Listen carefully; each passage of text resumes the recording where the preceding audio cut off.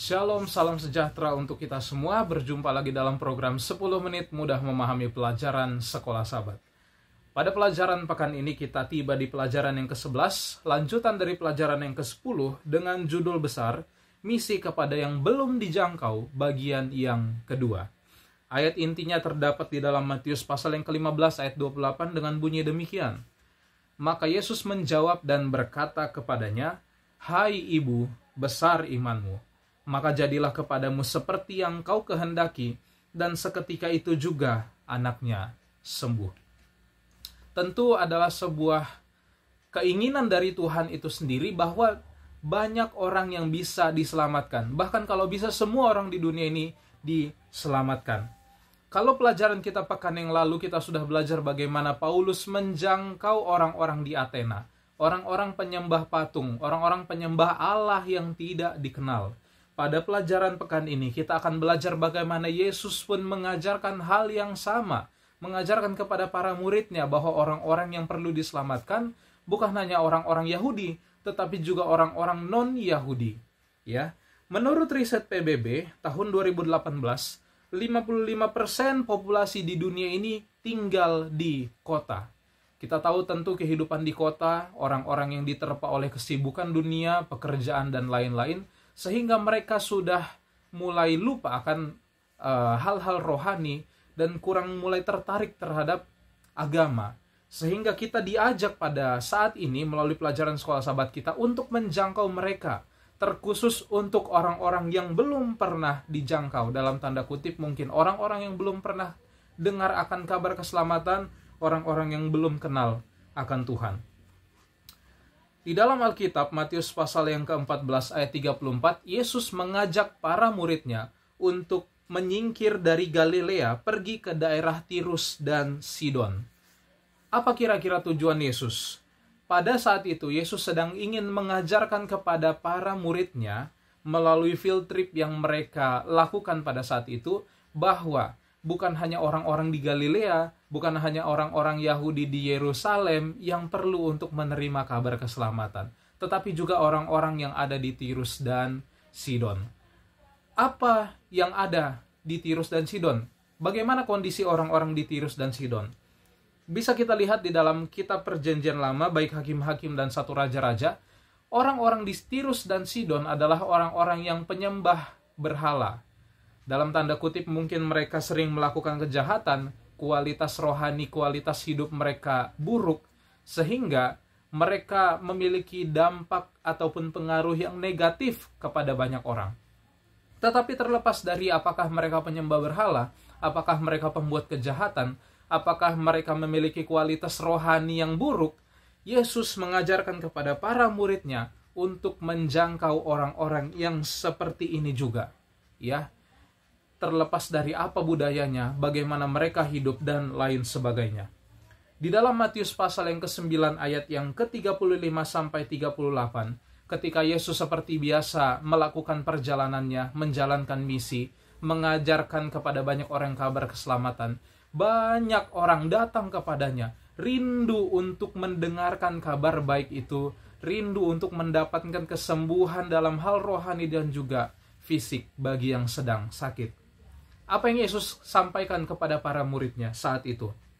Di dalam Matius 9 ayat 35 sampai 38, Yesus berkata, "Tuaian banyak, tetapi pekerja sedikit."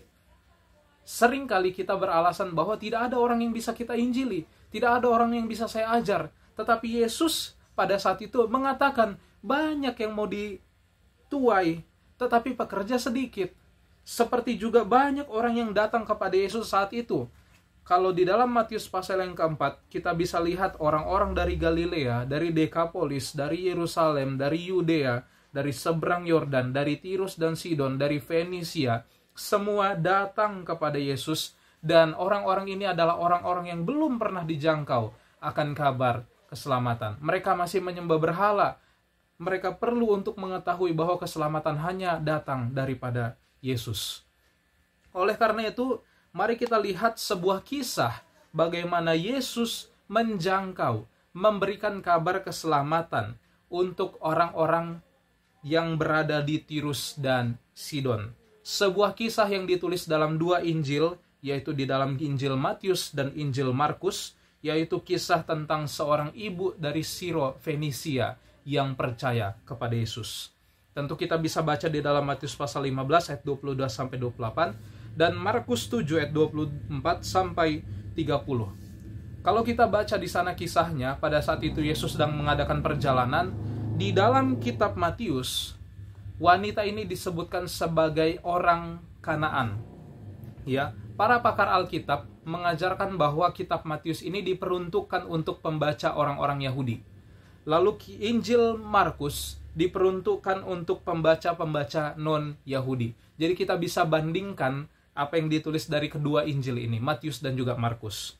Kalau di Injil Matius, perempuan ini disebutkan sebagai perempuan Kanaan. Ya, jadi secara general. Tetapi kalau di Markus, dituliskan perempuan ini berasal dari Siro Fenisia. Dengan kata lain, perempuan ini adalah penyembah berhala. Dia adalah orang kafir dalam tanda kutip, tidak percaya akan Tuhan. Tetapi bagaimana Yesus menjangkau dia, wanita ini, yang punya anak yang kerasukan setan? Bagaimana perempuan ini mendatangi Yesus? Dia berkata bahwa Yesus, tolong sembuhkan anak saya sedang kerasukan.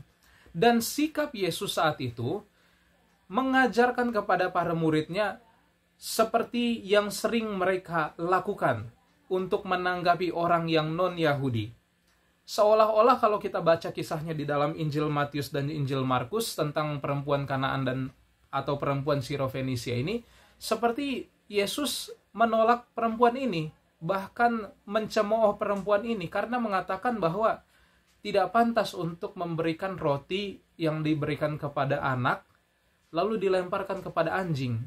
Kalau kita menerima ataupun berhayal bagaimana Yesus mengatakan itu, seolah-olah Yesus ini kejam ya, mengucapkan kata-kata seperti itu. Tapi apa yang sedang Yesus ajarkan saat itu ialah seperti itulah para muridnya, seperti itulah orang-orang Yahudi sering merespon orang-orang non-Yahudi dalam hal kebenaran. Tetapi bagaimana iman seorang ibu dari Kanaan ini, iman dari wanita Siro Fenisia ini, mengejutkan para murid, mengejutkan orang-orang Yahudi dengan mengatakan bahwa betul Tuhan, tetapi anjing yang di bawah pun makan remah-remah dari roti yang dijatuhkan oleh anak-anak dari meja. Lalu bagaimana Yesus menjawab? Inilah yang menjadi ayat inti kita pada pekan ini. Hai ibu, besar imanmu. Iman dari seorang kafir, iman dari seorang ibu yang berasal dari Kanaan, yang bahkan orang Yahudi dan para muridnya tidak menduga bahwa ibu ini mempunyai iman sebesar itu.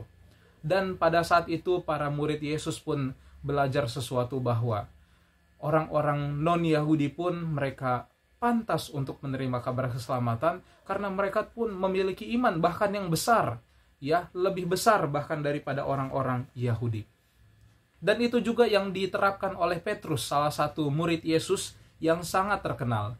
Pada saat itu Petrus sedang kelaparan dan dia ingin berdoa, tetapi kemudian kita baca kisahnya di dalam Kisah Para Rasul 10, dia melihat sebuah kain yang berisikan binatang-binatang yang haram turun dari langit. Lalu ada suara yang mengatakan bahwa Petrus, sembelihlah dan makanlah sampai 3 kali. Tetapi Petrus menjawab, Tuhan, aku belum pernah memakan makanan yang haram. Tetapi kemudian suara itu pun menjawab, apa yang dinyatakan halal oleh Allah, tidak boleh engkau nyatakan haram. Apa maksud dari perkataan ini? Apa maksud dari suara ini yang datang kepada Petrus?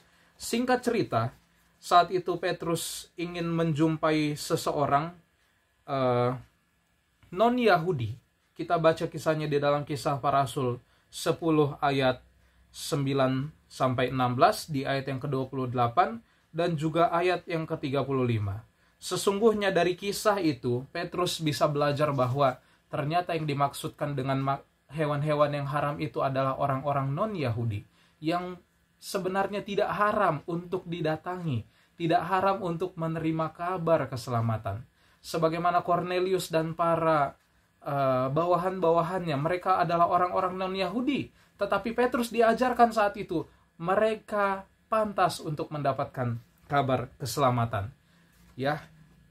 Oleh karena itulah di akhir pelajaran kita pada pekan ini, di dalam Lukas pasal yang ke-18 ayat yang ke-8, Yesus bertanya pada akhir perumpamannya, adakah didapati iman di bumi? Dari kisah-kisah yang kita baca sebelumnya, bagaimana perempuan dari Sirofenisia, lalu kalau kita baca lagi dalam Injil Matius pasal 8, Matius pasal 9, Matius pasal 20, Markus pasal 2, Markus pasal 10, dan Lukas pasal 18, contoh-contoh orang-orang yang bukan Yahudi, yang memiliki iman yang luar biasa, seperti perwira di Kapernaum, orang lumpuh dan keempat sahabatnya, Bartimeus seorang buta yang berasal daripada Yeriko. Ya, orang-orang ini yang belum kenal akan Tuhan bisa memiliki iman yang kuat, bisa memiliki kualitas iman yang bagus, meskipun tinggal di daerah-daerah yang dalam tanda kutip kegelapan ataupun memiliki pengaruh-pengaruh yang jahat. Mirisnya, bahkan orang-orang di Nazaret, kampung halaman Yesus, justru imannya sedikit. Imannya lebih kecil daripada orang-orang kafir yang belum pernah kenal akan Tuhan. Ya. Jadi pelajaran apa yang bisa kita dapatkan dari sini ialah jangan sampai iman kita didapati kecil daripada orang-orang yang di luar sana, yang bahkan membaca Alkitab pun tidak pernah, tetapi mereka memiliki kualitas iman yang luar biasa. Ya. Selain daripada itu, setelah kita mengetahui bahwa mereka pun memiliki iman yang besar, mereka memiliki kerinduan untuk mengenal akan kebenaran, kita pun diajak untuk menjangkau mereka, menjangkau orang-orang yang belum pernah dijangkau, misi kepada yang belum dijangkau. Sehingga dengan demikian kita memuliakan nama Tuhan, kita menjadi saluran berkat untuk banyak orang. Dan juga Tuhan akan bersukacita oleh karena kita menjadi mitra kerjanya untuk menjangkau banyak orang, menjangkau yang belum dijangkau, menjangkau orang-orang di kota, menjangkau orang-orang yang belum kenal akan kebenaran, orang-orang yang belum mengenal akan Allah, dan dengan demikian misi di atas dunia ini boleh kita jalankan, kita lakukan bersama-sama untuk kemuliaan dan kepujian bagi nama Tuhan. Semoga pelajaran kita pada pekan ini boleh memperkuat iman kita untuk menjalankan misi kepada yang belum dijangkau. Tuhan Yesus memberkati kita semua.